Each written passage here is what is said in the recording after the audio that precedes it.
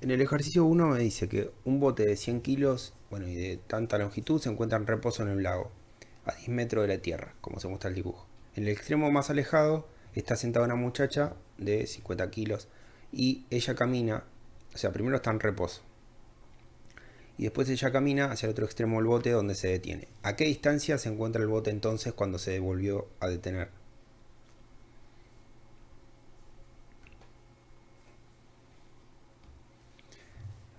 Entonces, en la posición inicial está como está acá. Puedo calcular el centro de masa con la fórmula de centro de masa y es un dato, porque la posición inicial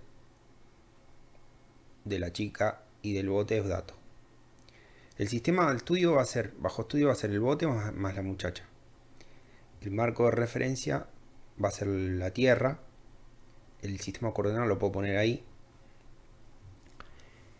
Y tenemos que empezar a ver la segunda ley de Newton. Dice que la suma de fuerzas externas es igual a la derivada de cantidad de movimiento respecto al tiempo. Esto es una ecuación vectorial, entonces quiere decir que puede tener tres componentes. En el caso de nuestro problema se mueve solo en la componente X. Entonces la suma de fuerzas en X, porque como el bote estaría en contacto con el agua, pero me dice que es despreciable la fuerza que le hace el agua, la suma de fuerzas externas en X es cero. Y la cantidad de movimiento entonces del sistema en X es constante. ¿Y a qué más era igual la cantidad de movimiento del sistema? Bueno, era la suma de cada cantidad de movimiento de cada partícula que componía mi sistema. Pero también era igual a la suma de la masa total por la velocidad del centro de masas de mi sistema. Considerando eso, la velocidad, considerando eso y postulando que la cantidad de movimiento es constante, la cantidad de movimiento inicial de mi sistema va a ser igual a la final de mi sistema en la coordenada X. Entonces acá me va a quedar masa total por velocidad inicial del centro de masas en X igual a la masa total por la velocidad del centro de masas en X. Final. Pero, ¿cuál es la velocidad del centro de masas? Si está en reposo la muchacha y el barco, la velocidad del centro de masas va a ser cero. ¿Sí? Entonces, como es cero la velocidad del centro de masas, en ningún momento aparece una fuerza horizontal externa al sistema, entonces la velocidad final también va a ser cero del centro de masas, pero sin embargo, esta partícula se va moviendo para allá y para poder mantener el centro de masas de acuerdo a la ley en el mismo lugar, porque no tiene velocidad, el barco se va a mover para el otro lado.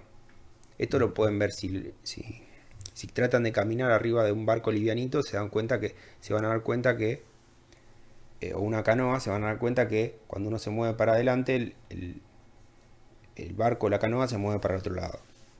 Bueno, entonces, si queda en la misma posición, la muchacha se mueve para allá, el barco se va a empezar a mover para el otro lado, y la posición final va a quedar algo así, porque el centro de masa tiene que quedar en el mismo lugar. No queda otra. Entonces, vamos a plantear la posición del centro de masas inicial, que es la masa de la muchacha por la posición inicial de la muchacha, es decir, la coordenada X, más la masa del barco por la posición inicial del barco, acá, dividido la masa total. Bueno, eso va a dar algo por acá. Estos son datos. Pero ¿qué pasa con la posición final del centro de masas? La fórmula va a ser, de vuelta, la masa por de la muchacha, perdón, del barco por la posición final del barco más la masa de la muchacha por la posición final de la muchacha. Pero ambos se movieron. Y bueno, y dividió la masa total. Pero ambos se movieron. Entonces, ¿cómo resuelvo ese problema? ¿Sé cuánto se movieron a priori?